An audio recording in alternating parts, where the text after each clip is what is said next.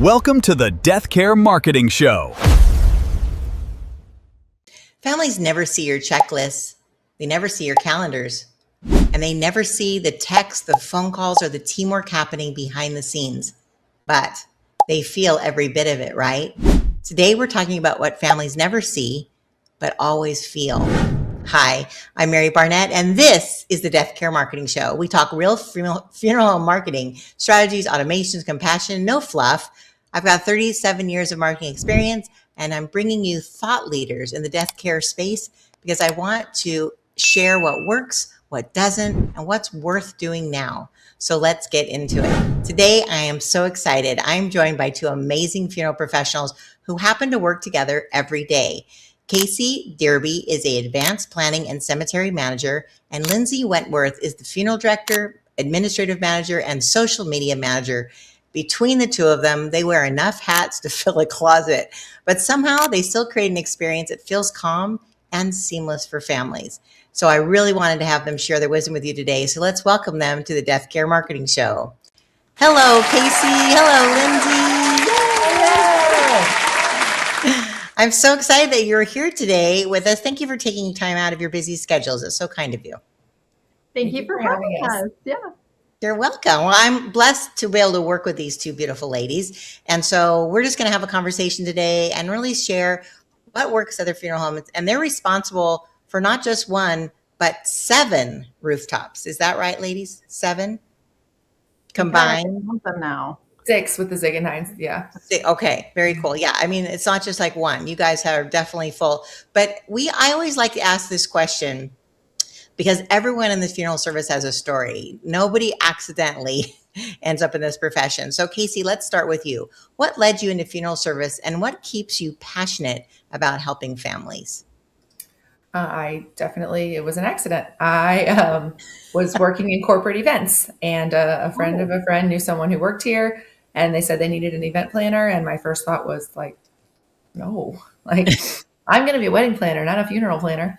And initially though, so I've been here for 15 years now, and I didn't start planning funerals. I started in events and community outreach and community engagement, which is a lot of stuff that I still do. Right. But a lot of funeral homes wouldn't have somebody who did that. So I had a job here, and I always say, like, I never thought I would have worked at a funeral home, but I will probably never leave.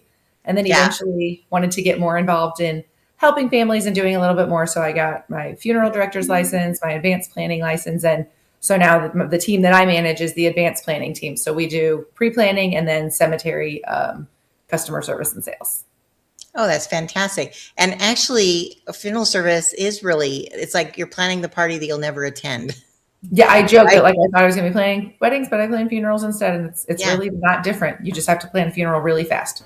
Exactly. So it takes more talent. So there you go. Okay. So Lindsay, what about you? Was this always the career you imagined, or did life have other plans? So it's interesting that both Kacie and I both fell into these career paths. And similar experiences, we were both the company grew us. So I started working for the funeral home as an evening staff person. Okay. The reason being is I was a young mom, and it was the perfect hours. So yes, so it was the perfect hours for me to be able to have for my husband at the time to take care of the baby.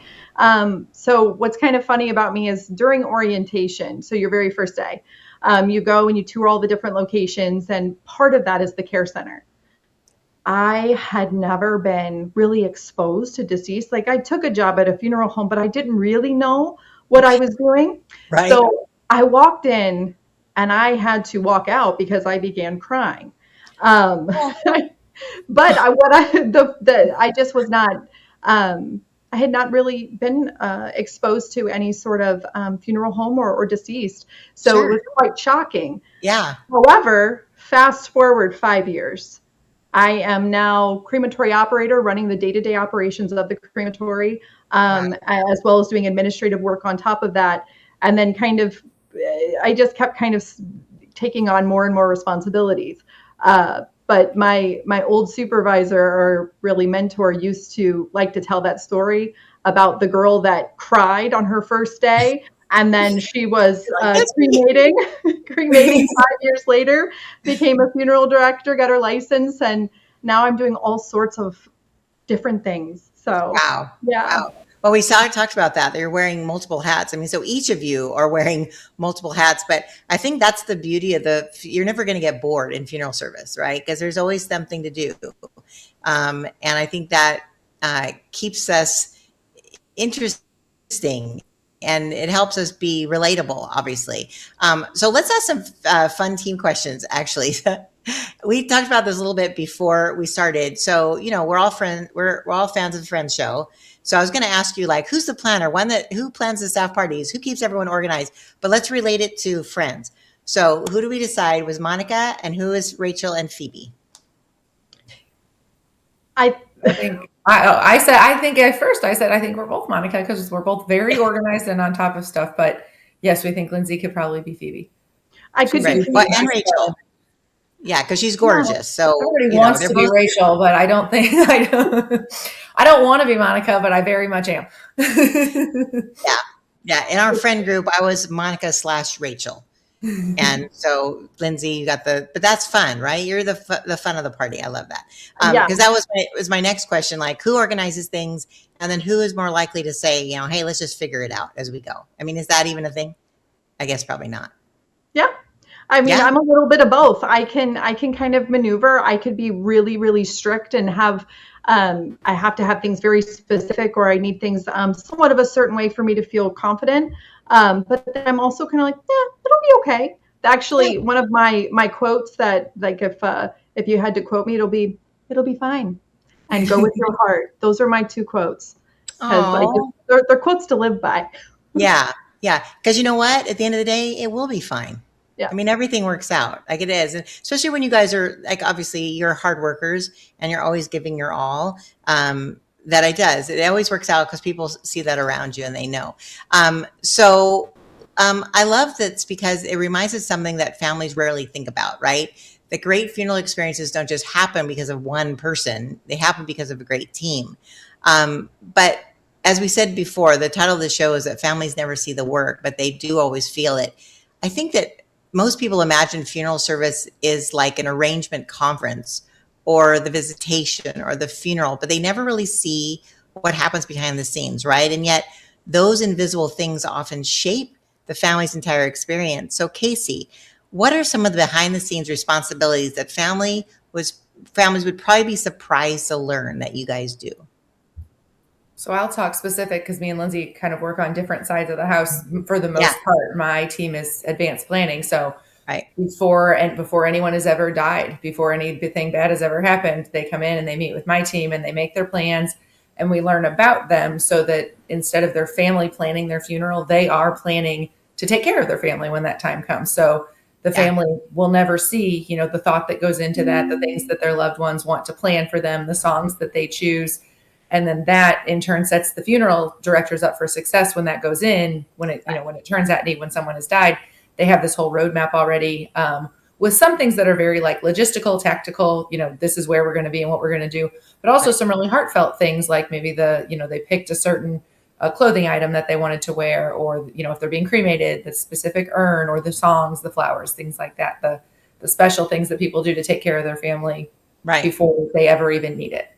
That's wonderful. So on your side of it, you're helping suggest different things that might make it special, because I do believe that when you pre-plan your funeral, it's like giving your family a gift, because they don't have to stress about it when you die. There's so much waves of emotions and the stress and everything happens. Like, how can you make those decisions, like you said, super fast, right? Like, you have a week to plan and get everybody to fly in and put them up at your house and clean your house and all the things are going like crazy. And here you guys are, the calm in the storm, saying, you know what, we've got everything taken care of. Everything is going to be fine, as Lindsay said, right? And so that brings me to Lindsay. How does all that behind the scenes work affect your ability to care for families face to face as a funeral director? Absolutely. It's a big thing, because what families don't know is that so we send out a daily schedule every day, and we have the roll up about what everybody is going to be doing the next day. But in any type of funeral being in this profession, things are going to happen in the middle of the night. So in the morning, things have been added to that next day. So we all have a time where both Kacie's team, the funeral team, anybody that has any sort of communication or is working with that family is involved in a morning huddle. In which case, so our care team, our funeral team, our aftercare team, and our associates that are assisting our funeral directors during arrangements, we all meet together and say, okay, these are our families that are coming in today. This is a roll-up of information, or this is what's going on with this family dynamic. You know, it could be something very, very specific, that this was a very tragic loss for the family. They are just really uncertain, so just anticipate this. And then our family service director, which is Kacie's team, they start to get a game plan of how they can best serve that family. So we really take time and discuss every person that is in our care that we're serving that day. And then anybody that had passed overnight that we need to now follow up with. And so that way we're all on the same page. So I would say that behind the scenes, we are really taking our time, and each person has a name and a family member that's coming in, and we have details about what's going on. Oh my gosh, I love that. And I love that you do take the time to talk about what the family's going through, so you're prepared emotionally when they come in. Because sometimes there's that, like you said, a tragedy. And then when you have your mindset wrapped around that, that probably really helps. So to both of you, and you guys can decide who you want to ask this, where does the overwhelm come from, and what creates the most unnecessary stress? I'm not talking just for the families, I'm talking about for your staff.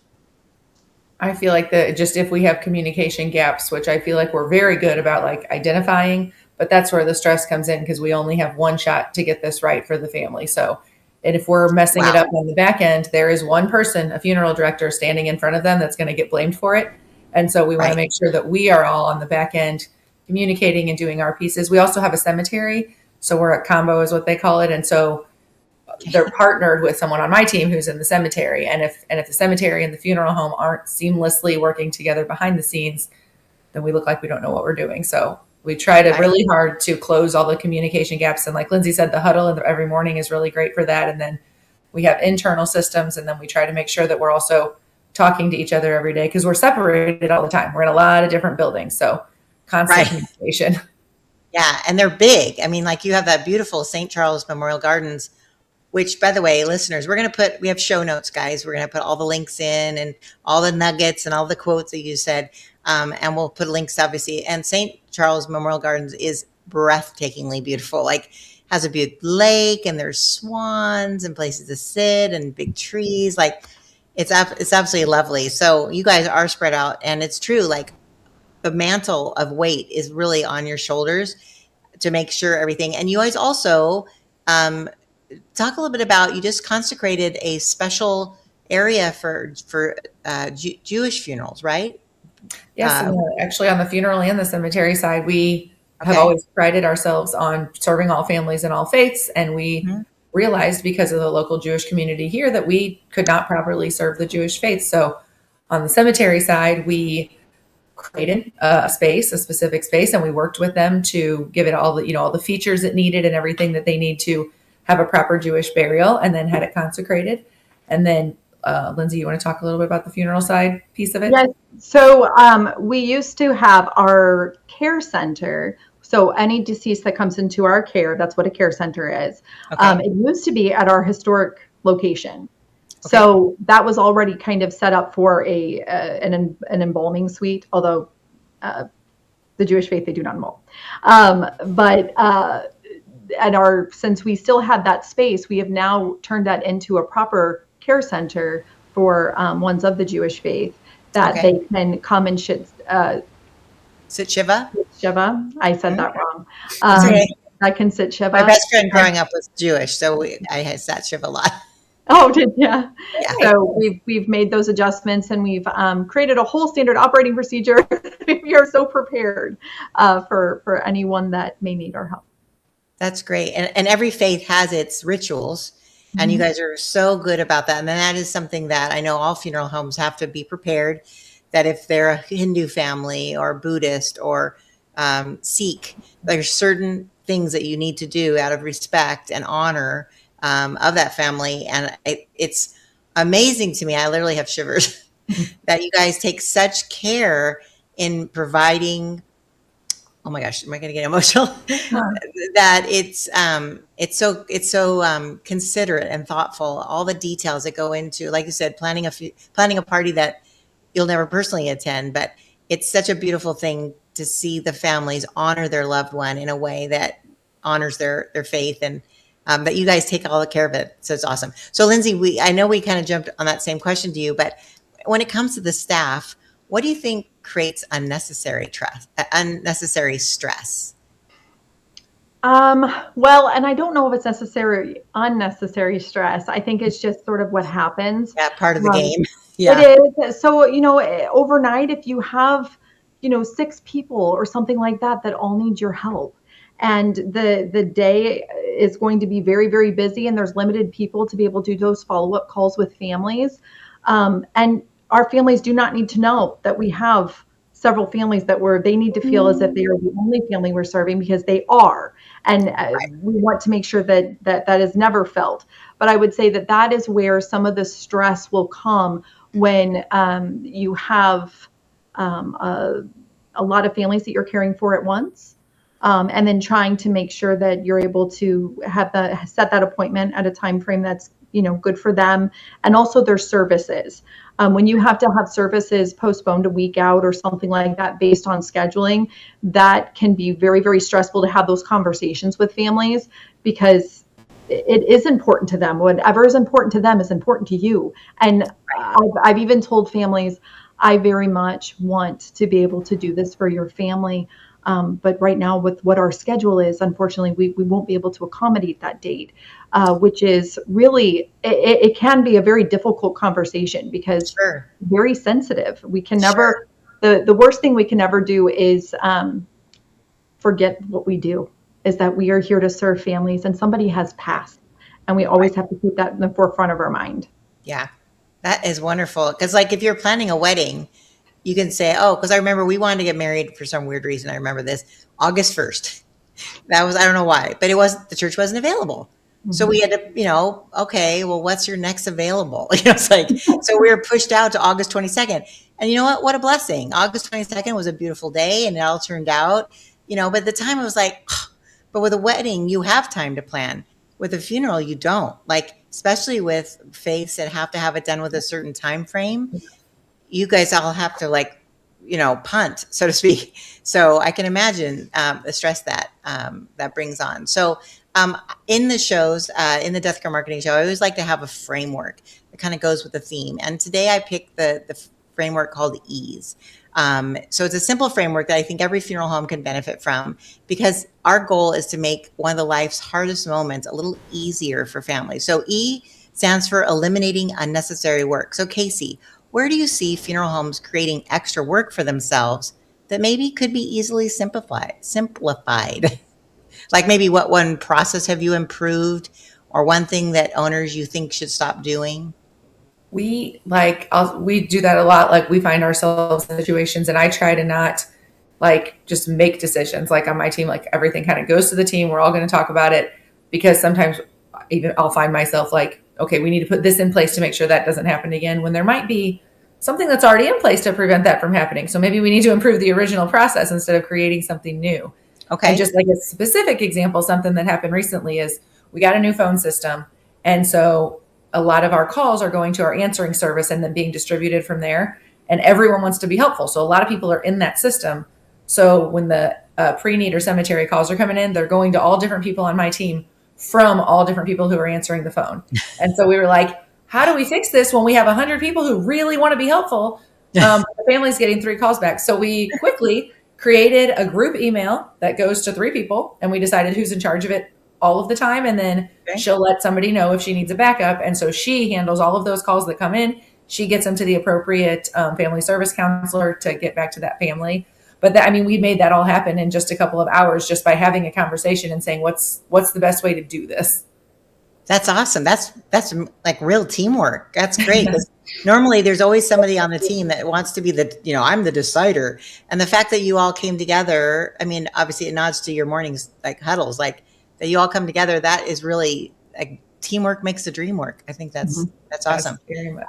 And so, okay, now A is for anticipate families' needs. So Lindsay, you're often answering questions before our families even know they have them, right? So how do you anticipate those needs? Is there one little thing families remember or something that creates calm immediately? I'm trying to think about how we do that. Yeah, it's I think okay. one of the best things is when we're on the phone with the family, getting ready to set that appointment, setting the proper expectation, no surprises ever. When we talk to a family, and is a lot of times if we know that our scheduling, kind of going back to that, is going to be a little bit, if that's going to be any sort of a concern, Okay. we'll kind of discuss it right then and there, so that way they're not getting kind of their own thoughts of when they're going to have services. We kind of will just sort of discuss did you guys have any particular dates that you were looking to have your services? We have to have it on Thursday and Friday. Okay. Well, let's just kind of look at our scheduling here. I want to set the proper expectations of when we're going to be able to have the services. So you just kind of discuss that with the family to make sure that there are no surprises. Because when you do that to a family, that's where problems start to arise and confusion. Right. Because they may not have asked you the question, but they've already made some assumptions. Yes. Yeah. And I mean, it comes down to communication, right? You're communicating so they have, and I love that. That's a very good nugget, is set the expectations from the beginning. So there's no because what do they say? Assuming is making an ass of you and me. So no, that's a fantastic suggestion. So the next in E's is S for systemized repeatable tasks. So one thing I've learned after 37 years of marketing, again, don't do the math, that systems create consistency. So Kacie, what's one system that has made the biggest difference? Oh, I don't want to say the same thing, but I really want to say that huddle, but I won't. Let me think of something else. Well, while you're thinking about it, the follow-up question is to Lindsay. Where have systems actually given you more time to be present with your families? Yes, I can speak to this, Kacie. Go ahead. Whatever one you wanted to do. So years ago, our schedule took about 2 hours to type up. It was an old schedule, and we had to kind of figure it out. And so it was kind of developed a new system. And from that system is what we still use today. It is in something called SharePoint. I don't know if everybody knows what that is, but you're able to kind of see a workbook live. So when edits are being made, things are being scheduled, you're able to see it in real time, which is how all of our teams function. So our schedule book is a monthly book, and each day can be viewed. So you as a director, I think that this helps create consistency for staff. So then not only are you trying not to surprise your families, you also don't want to surprise and shock your staff, because they're incredibly important to everything. They're the most important thing. So I would say, as far as a system that was put in place, that scheduling system has made all the difference in the communication between all of the teams. Everybody has it up on their computer all day long. It helps you make sure you're not calling somebody that's on vacation if it's their day off. You can look at it and see, that director's on a service. I can't call them right now. This person's available to take this phone call. So it just creates great organization for the funeral home. Sounds fantastic. Totally agree. I remember when I started, I came from, like I said, corporate event sales. So there were event software systems and scheduling and when I came, the schedule was magnetic strips on a whiteboard. And that is how everyone, and I was like, how do people know where they're supposed to be? And so, and Lindsay created that. She's being modest saying she created that. And her name is all over so many. We joke that she's like special projects manager should be the title, because every time something needs to be done like that. So yes, we're all in that thing all day long, just making sure we all know where we're supposed to be. Good job, Lindsay. Big star by your name. I mean, little things like that, you're helping take that, people's shoulders out of their ears, right? If they just can know, I have 5 minutes, I can go outside. And something like I was telling you, that Lisa Bowie, who used to own your funeral home. She was a guest on my show, and she was saying that through her leadership, as she transitioned, right, from taking over and then selling it, of course, she said that you guys have, like, I don't know if you still do this, but she said that not only is the team encouraged to share ideas they have for different facets, but also you have team things like you go for a walk together. Is there something like that she mentioned about? Is that still? Are you guys still doing that? Or you walk around? I don't know if it's a cemetery, but I think it was like a challenge for exercise. Or Oh, yeah, something. we did a walk. We did a step challenge for sure. Yeah. And then the care team, the girls on the care team, because they're really kind of secluded from everybody else and they are doing the hardest work. They call them hot girl walks, and they walk around in the cemetery. Hot girl because they're cute, I'm sure, not just because it's hot outside. And it's hot. Yeah. Yes. That's great. Yeah. Yes, we do a lot of like bring the staff together wellness kind of things as well, stuff like that. Oh, that's cool. Oh, that'll make Lisa happy, because I know she sold the business a few years ago, and she wanted to make sure that the legacy kind of continued, because and just a side note, when we talked about you two specifically, you should have seen her light up. She was like, oh my gosh, I love them. Like, they were so amazing. And she just is so grateful that you're there carrying on that tradition. And again, she runs the organization called Funeral Women Lead. And knowing that you guys are movers and shakers in the industry and you're still running the ship over there, made her really happy, which is really cool. Okay. And so the last in on that note is E for empower one another. So this one actually might be my favorite. So Lindsay, what is something that Kacie does that makes your life easier? Oh man. I feel like you do a lot to make my life easier. Do I just make your life harder? No, I'm. You just kind of threw me. I didn't know. I have to think of something wonderful about you, which is easy. I'm just thinking about specifics for me. Kacie is a constant idea person. She's always got something that she's kind of cooked up or thought of how we can improve an event or build a. I'm not doing very good at answering this. No, you are. You are. So speak from your heart. Yeah, it's all about Kacie. It's all about Kacie. No, I mean, we meet once a month to talk over your SEO and PPC, and you guys are both always so grateful for each other. That's something I really enjoy working with you guys, because you both are so, what do you call it? Where you're always lifting each other out. I always think about rising tide lifts all boats, and you definitely are that way for each other. You're always so complimentary, and you bring in, like I said, other team members every time, like introduce team members that you always seem to be cheering for each other, which means a lot in this very difficult field you're in. Like, it's not easy work. No, it's not. It's and not. I have always said that Kacie's a pretty impressive woman. If you look at her years that she's had here at Bowie and all of the different sales marks that she's met and her team has met, I think you have probably the most members of your team at, what was it with Park Lawn? They have like a sales incentive trip. A sales incentive trip. Yes. And what, three or four of your staff members are on that list, of a very small list? Wow. It depends. Yeah, this year 4 of them went, and then last year there were 6 of them. So yes, they are good. That's good. And a fantastic salesperson. They're awesome. Yeah. Oh, that's fantastic. Okay, Kacie, I'm throwing it to you. So what are some things that Lindsay does that makes you thankful that she's on your team? I think that I make Lindsay's life harder all the time. So thank you for saying that. But she, oh my God, everything. Every time, like she said, we talk through ideas, and sales is the name of the game for me. So it's like, okay, what can we do to find more people who need to pre-plan, to educate more people? And she has a lot of control of the website. So like, we're like, oh, can we add this to a page? Can we change this? Can we make this say this? Can we add a button there? And can we add a blog? Can we write a blog in 10 minutes?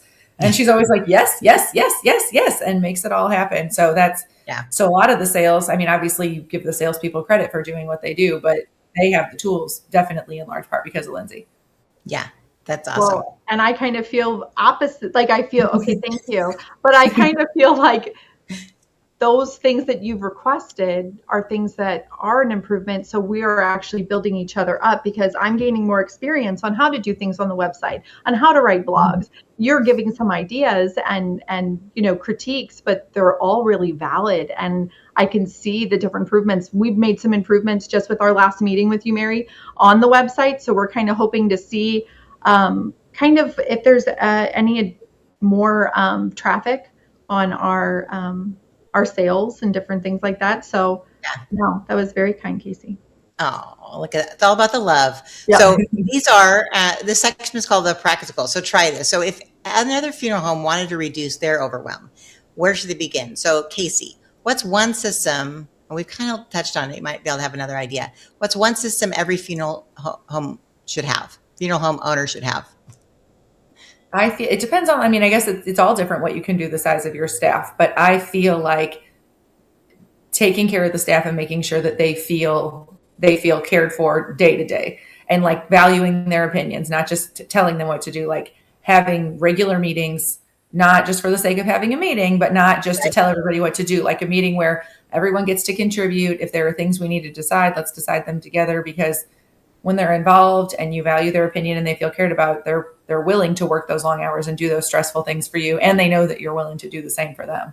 Right. That's excellent advice. I mean, they call it the power of ownership, right?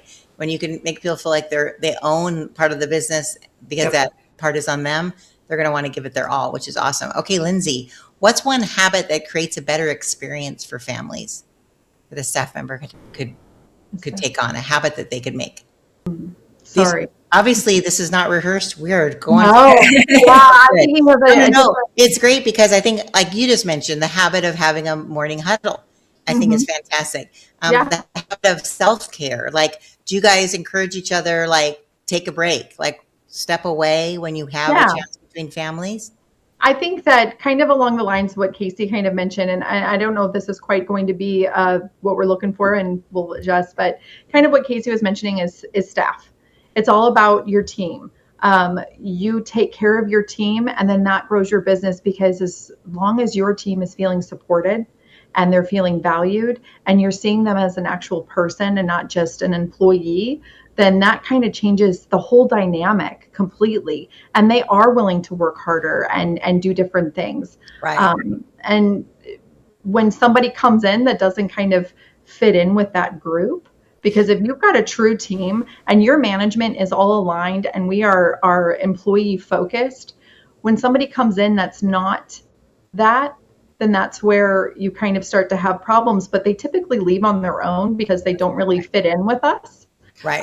Because I would say that's right. I mean, you can actually have someone who say, I've never had an environment like this. Like, and the follow-up question was like, what things do you feel are okay to delegate? And which are things that you think maybe should be automated that you don't have to do over and over and over again? I mean, would that be something that you can think of? That is there something that you feel is best delegated to another team member that normally funeral directors take on themselves? I think the way that we function is we do have some of those things already in place. That's true. You seem to have a great system.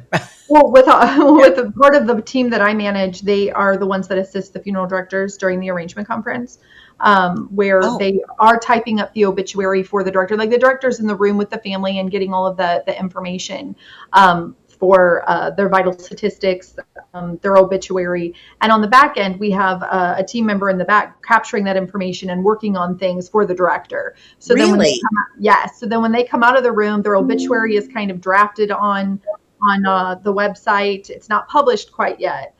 Service details are listed. The obituary has been started, and that's all printed for the director. So that way they can kind of work on some of the other paperwork that's important and not focus on that.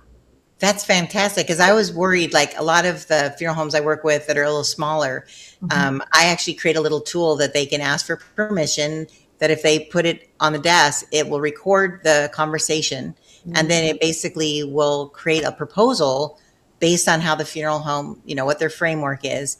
And then it can suggest different add-ons that if the family wants it, they just need to be made aware. They're not forced to do that. But then it kind of takes, it transcribes it, and with AI, it actually creates this little proposal. It always needs to be double checked, because AI, you never can fully trust it. But I didn't know that you actually had a staff member.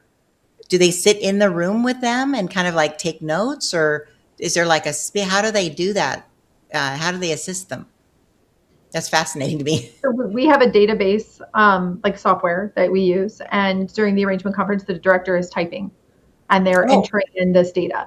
So they're typing during the arrangement conference and capturing all the information for the associate that's in the office. Got it. Okay. So the funeral director is actually doing typing during. Okay. I see. I was just thinking, wow, how do they do that? Do they have like an earpiece? Like, how do they know? Because I'm always like thinking of how I can make things better. And so, like I said, I created this little tool, and some people aren't ready for it, but I just thought, wow, if you could literally like just relax and have a conversation and share stories about different things. So the tool actually will ask, and I haven't launched this yet or anything, but I was just thinking about it when you said it, reminding the funeral director of different stories of either their personal life or of different services, not naming any names, but of like experiences they thought was really cool. Like one example, a little boy randomly, I don't think this was planned, got up and had a box of tissues. And every time someone came up to give a eulogy, he would hand them a tissue as they walked up the stairs to the podium. And then when they finished, he'd come down and he'd hug them. Like, it was just like, I think he just came up with it. It was just like a sweet little boy. He's like 5 years old. And then everyone was like, there wasn't a dry eye in the place as they saw the little boy with the tissues and everybody would cry, whatever. And so we encourage our funeral directors to like take that story and share it with the family. Like, this was an experience I heard about that was so touching. If you have a child who would be willing to hold the tissue box by the altar, this is such a tender moment. And then they can always get like personalized tissues if they wanted, or they could do whatever. I'm just saying that would be like an add-on if they wanted it. But those little stories really help, especially with the reduced amount of memorial services that we see statistically. People are like, let's just have a direct cremation. But I feel like services really matter for closure and for the grief journey. Do you guys agree? Absolutely. Yes. Yeah.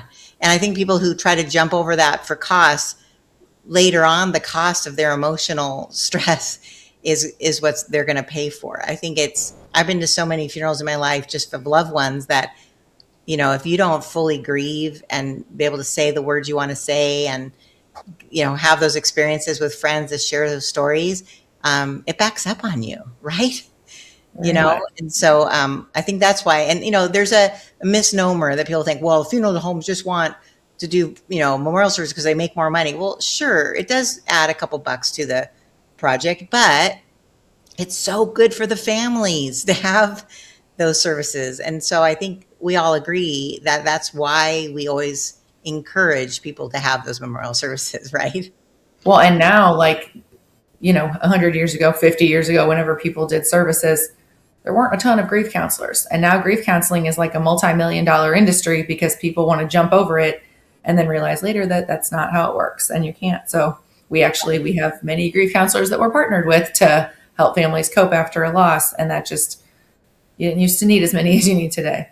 Yeah. Isn't that interesting? I never put those two together because you're right. People took the time and now they don't. And that's why they need that extra. Because I know that you guys have, like, we have a compassion concierge on one of your websites. And that's something that people are asking for. Like, they don't know how to deal with their grief. And I just learned a new term called grief desert. Have you heard of a grief desert? No. Yeah, the woman I was talking to, she's a grief counselor. So she is, that term. But she says it's where you're in an area of a country, kind of like a food desert, where there's not like fresh food. So they don't have like fresh vegetables. That's called a food desert. So for grief desert, that's where like there isn't a lot of resources for grieving widows or children or things. And so she was saying that how important it is that we fill that gap as funeral homes so that we provide those resources. So tell me a little bit about that. How do you guys help people with aftercare at your place? So that's the same. That's the pre-need team does the aftercare as well. So like the funeral director and at-need team does the during, but we also take care of families before and after. So the same team does that.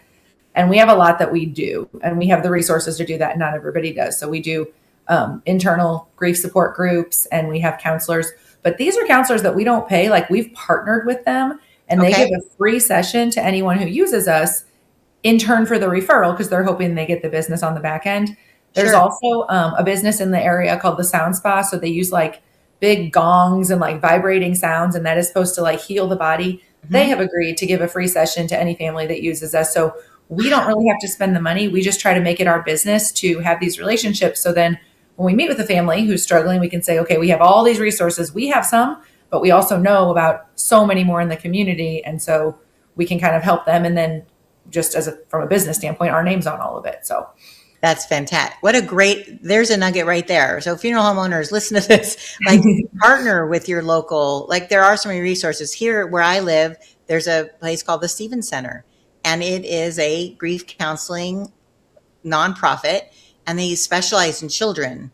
And so they have a lot of like grief painting classes for the kids that they can come, and through art, they're expressing themselves, and so they go through all the stages of grief. And that really helps them heal from losing a parent, which is unimaginable at that. Yeah. So on that note, we're gonna segment to the good, the bad, and the ugly. So this is another one of my favorite parts of the show. So in the good, so Kacie, I'm gonna throw this one to you. What's one behind the scenes practice that every funeral home should steal? Something good. You've mentioned so many. I don't know if there's any left. I'm sure there is. I want to say something with aftercare. Lindsay, do you have one that you could go first or not? I'm trying to think of something that more relates to me. And something they could steal, like an idea. Well, right now we just already gave them the morning huddle. We gave them the SharePoint that they all can see everything happening at the same time. The aftercare, partnering with community grief support that you don't have to pay for. That makes it so you're still top of mind, but you're, so those are all awesome. Was there anything else that we might have forgotten? I think those are all. I would guess like Google reviews, like those are all behind the scenes thing, but it's going to drive people to your business, because we are a world that Googles things before they do anything. So having an automated, systematic way to drive people to your Google business page and leave you a Google business review is, there's a lot of tools out there to help with it. And there's a lot of easy ways to make sure that you are requesting that from every family you serve. Yeah. Some of the things that I think that we do on the funeral side is we really, really listen to different things that the family says as far as their favorite colors, if we can get anything like that. Sometimes we'll surprise the family if they say, oh, they love Reese's Pieces or something like that. Then we'll kind of surprise them and have some of those. Like each one of our directors is kind of allotted a certain amount of money to do something extra for a family if we feel like we need to or we want to, especially in different circumstances. And that's not, I don't know if all funeral homes do that, but we really we do special things too, where it doesn't take a whole lot of cost, but we'll have like a little tiki bar. We have some sand, and it takes a while to put it together. But if we know something about a family and we feel like we can personalize their service and do something that will wow them when they walk into that room, we go for it. And it's all very tasteful. It's not, but we try to be very, very thoughtful, because truly we care. We want that experience and that time that they're with their family to be special. And that creates like a core memory, especially for like kids that come. Like what you just said, and I was trying to think of the book. There's actually a book written by a gentleman who turned around a hotel brand, and that was one of his things. I think they had a $500 allotment. They didn't always have to use it. There was $500 that if there was a guest who said something when they were checking in, or maybe when the bellhop was going up, and there was something they said, I had a memory, or they just made some comment, they would deliver something to their room or make it a special arrangement that was that wow factor. That was like, dang, they heard me. Yeah. And I think that, like when you said the Reese's Pieces, like, oh my gosh, and you know what? Those kind of things pay off tenfold. You might think, oh, it's a budget item, but you don't always spend it. And the fact that you have it there, you guys are brilliant. I love that. Okay. So whoever wants to take this, the bad. So what is something funeral homes do? Not because they don't care, but simply because they're overwhelmed. Is there something that sometimes happens that You're like, oh gosh. They hire the wrong person for There the you go. job. If they it's because sometimes funeral homes get desperate because they're overworked and they're tired and they just need somebody to fill a role. Hiring the wrong person does more harm than good. You are Yes. better off to just hold out for an employee that's going to work well with your team that aligns with what you're looking for. I heard a quote once. They say, hire slow and fire fast. Right? Oh, that's excellent. I love that. And Kacie, what's one thing you would automate tomorrow if you could? Oh my goodness. Texts, like standardized text to a family after they've lost someone, like this at this many weeks and this at this many weeks and this at this many, like, Well, gosh, I think you have a tool that's going to be doing that for you I soon. freaking hope so. Yes. They do it all now. And it's all like, also you don't want it to feel generic. So like it all, we want it to come from Bowie and to come, if I'm your aftercare person, I want it to come from me. But those are things like keeping up with those families is so important. But we serve 2,000 families a year. So when you've got 9 people keeping up with all of them, but like Lindsay said before, you don't want that family to feel like they are one of 2,000 people in a year. They need to feel like they're it. That they're So really I think aftercare outreach, because if you miss that, I mean, you can't get it back. You can't take care of them later when they've already found the help they need, or they didn't get it and they had a bad experience. So yeah, we were talking about that for a new client, and I said, why don't we create a way that your families can tell us like what are important dates to them, not just birthday, anniversary, Christmas, but is there like a date like their anniversary of their first date, or the day that they had their first whatever, like their special trip. And if the families can pick their own special day, then we can program those texts that go out that say, hey, we know today's going to be a hard day and we're praying for you, or we're thinking about you, or something like that. And not always trying to sell them the next thing, but to say, hey, we've got this great event coming up that's really good for your grief journey. We'd love to invite you to it. So that kind of stuff is top of mind as well. I love that. Okay. So Lindsay, what's one thing we just talked about automation. So what's one thing that should always stay personal, like a human? Oh, I think the arrangement conference needs to stay personal. I do think that there are going to be more and more online arrangements made, but I don't think that that's a negative. I think that that's okay. I think families are very used to getting on their computer and typing things out, and sometimes it gives them something to do. I'm not asking to eliminate that. In fact, I kind of want to do more of that because I think that that'll be helpful. But I think that the person-to-person contact, that phone call when somebody passes, to be able to talk to a human and a person and to just kind of offer condolences and truly show that care and concern for what they're going through. Yeah. That can never be automated. You need a person. Yeah, I love that. And Kacie, what's one word that describes a great funeral team?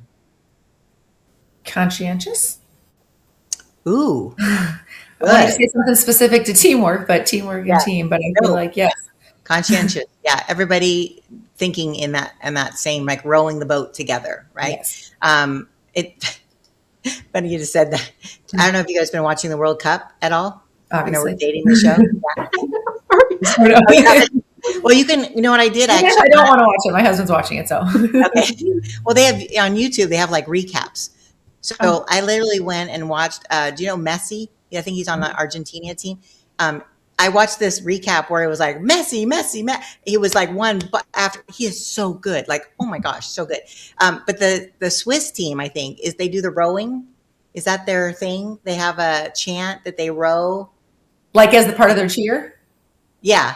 Okay. I don't know if you've seen it. Anyways, if you haven't seen it, again, this is going to be living on forever. Go on YouTube, find it. Yeah. But it's so cute. When they came to America, they inspired the town they were in, and people were doing the row like up escalators and like other things. They're all doing it together, and everybody was full of joy. And it was like, oh my God, like it was just those little things. And so when you say conscientious, I think of a team rowing together to reach that grip. So tied in the World Cup.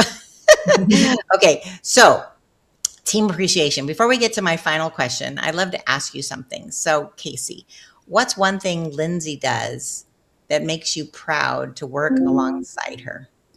I think everything she does, like we talked earlier about how, like, as we have both worked here so long, you just pick up extra things, but you don't ever get to let go of any of those other things. And some of them you want to, and some of them you want because you care a lot. And so she has her hands in so many different things that I don't think that there's a team that she doesn't affect, like, week to week, and help everyone. And that's, as a management team, a lot of us have been here for a really long time. So I think we work together to do that. But just to work alongside someone who can and does affect everyone, every team in a positive way. Oh, okay. And Lindsay, what's one thing that Kacie brings to your team that every funeral home owner should value? So they're looking for this in a team member that they hire or want to support, like encourage them to go forward. Something that Kacie does that you think other funeral home staff should incorporate, if I could speak. She does lean on her staff on what they excel at. You have one staff member that may look like they might be able to continue on with learning and growing, becoming a celebrant. You have another staff member that's incredibly good at networking and going to social events and getting their name out there. And she is really good at pinpointing her staff's what they're best at and then pushing them towards that. And she's always, I think, pushing staff to, in a good way, to learn and grow with each other. So you'll pair different team members up and say, you're doing this really well, and you're doing this really well. Maybe you guys should teach each other on how you're doing that. So I think that she does a really good job with her team, and that's why they're so successful. It doesn't happen by accident. She's doing a lot of things right. So I think that, yes, looking at your team, finding their strengths, and building your team up together by learning from each other. I love that. And it does. That fosters leadership because you're seeing the best in others. You're encouraging them to do that. And of course, people are going to rise to the occasion and make you proud. Like, that's just a human nature thing. So bravo for both of you. Like, that's great. Guys have to go out for drinks after this. I mean, so one last thing before we wrap up, and also after the show, I have a few other questions for you that we're going to continue on. But before we wrap up, there's one question I always ask every guest on the Deathcare Marketing Show. If you could leave every funeral homeowner with one piece of wisdom, a lesson you've learned that will help them better serve families, build trust, or grow their business, what would that be? You guys can decide who goes first. One piece of wisdom. I feel like Kacie and I are completely aligned in this because we chat, and we were talking about how we both really believe in that investment in staff and really pouring your attention into them, because the more your staff feels appreciated and the more that you humanize them and look at them not just as an employee, but as a person that has hopes and dreams and has a life outside of work. They're a mother, they're a father, they're, they've got people relying on them, that this is not their sole focus in life. When you humanize them and you put all of your attention into them, that filters and trickles down to how well your business does. Yeah. Wow. Is that just a ditto, Kacie? Yeah, we were talking about it beforehand, like, because we knew that was the last question. I was like, I would say the same thing. Like, I feel like my whole job is to put tools in people's hands and get barriers out of their way. And if I can do that, then they feel cared about and they will be willing to walk through fire for me. And I would do the same for them. Yeah. Oh my gosh.